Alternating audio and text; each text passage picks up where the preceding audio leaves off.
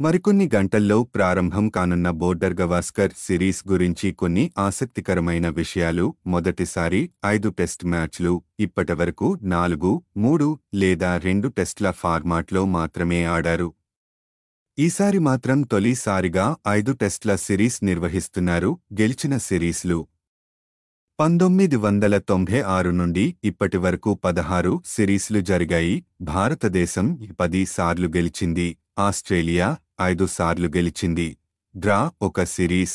గరిష్ఠ స్కోరు భారత్ 705 పరుగులతో 2004లో అత్యధిక స్కోరు నమోదు చేసింది. అల్ప స్కోరు భారత్ 36 పరుగులకే 2020 అడిలైడ్లో ఆలౌట్ అయింది. ఇది బిజిటిలో కనిష్టం. గరిష్ఠ మార్జిన్ గెలుపు ఆస్ట్రేలియా 342 పరుగుల తేడాతో 2004 నాగ్పూర్లో గెలిచింది. తక్కువ మార్జిన్ గెలుపు భారత్ 12 పరుగుల తేడాతో 2004 మెల్బోర్న్లో విజయం సాధించింది. సిరీస్లో అత్యధిక పరుగులు సచిన్ టెండూల్కర్ 34 మ్యాచ్లో 3262 పరుగులు.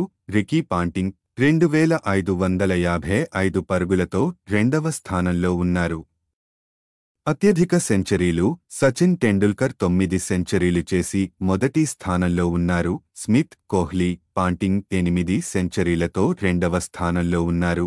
అత్యధిక వ్యక్తిగత స్కోరు మైకేల్ క్లార్క్ 329 పరుగులు, వివిఎస్ లక్ష్మణ్ 281 పరుగులు.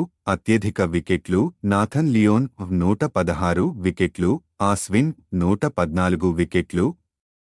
మీరు ఈ సిరీస్ను ఎంతగా ఆసక్తిగా ఎదురుచూస్తున్నారో కామెంట్ చేయండి మరియు మీరు ఎవరు గెలుస్తారని భావిస్తున్నారో కామెంట్ చేయండి.